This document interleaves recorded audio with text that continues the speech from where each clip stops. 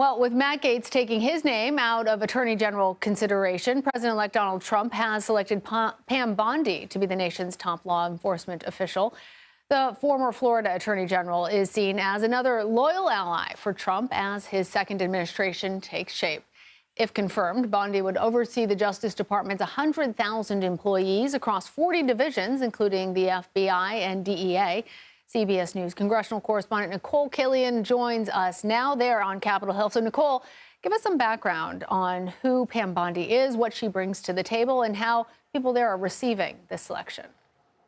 Yeah, well, most notably, she is, as you mentioned, or is the former Attorney General for the state of Florida, the first female Attorney General for the state of Florida, I might add. And so for that reason, that certainly stands out on her resume. She served the state for about 8 years. And so in terms of the reception here on Capitol Hill, there's certainly some relief in the sense that she has a lot of legal experience. As you see there, she also served as a member of the President-elect's defense team during his first impeachment trial, as well as on other matters. So from that standpoint, for the most part, her reception here on Capitol Hill is being met with overall a sense that this is a solid pick all around, certainly less controversial than Matt Gaetz. Many people see her as qualified for the role. And while, yes, she is an ally of the president-elect, they do feel that she brings quite a bit of experience to the table. In fact, Chuck Grassley, who is poised to become the Senate Judiciary Chairman, said that he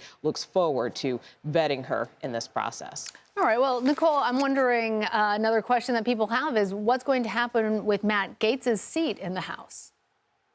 Well, as of now, he has made clear in an interview that he doesn't intend to return to the 119th Congress. Of course, he resigned a little over a week ago after he was named as President-elect Trump's pick for Attorney General, and obviously just withdrew on Thursday. But that being said, he said that he feels that he is better served on the outside versus coming back to Congress. And so that does raise questions about what happens next. For instance, with that House ethics report, as you recall earlier this week, the committee was unable to reach a consensus on whether or not to release the findings from that review into allegations of sexual misconduct and other matters. However, at this point in time, the Ethics Committee Chairman, Congressman Gaetz, has made clear that he feels that this is now a moot issue. There's really no need to put out this report or bring it back up, even though the panel is due to meet early next month. So we'll see where things go from there. But at least on the part of the ethics chairman, not much of an appetite to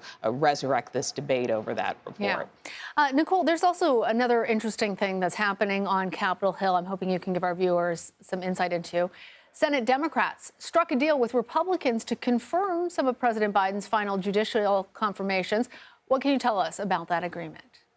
Well, certainly significant in that in the short time that President Biden has left. I mean, this is certainly part of his legacy in terms of not only confirming a number of diverse selections to the bench, but also doing it at a pretty rapid clip throughout the course of his administration. And that is something that Democrats in the White House didn't necessarily want slowed down, but that Republicans were threatening to do. So reaching this agreement kind of allows the process to move forward. And, that is significant because, as you know, Lana, that is one of many things on the to-do list here on Capitol Hill in the month or so that is left for this existing Congress. So, everything from government funding to disaster aid, there's certainly a lot that needs to get done. And so this is kind of one thing they can take off of the bucket list in terms of having a protracted fight over judicial nominees. Lots to do. Nikole Killion, thank you so much.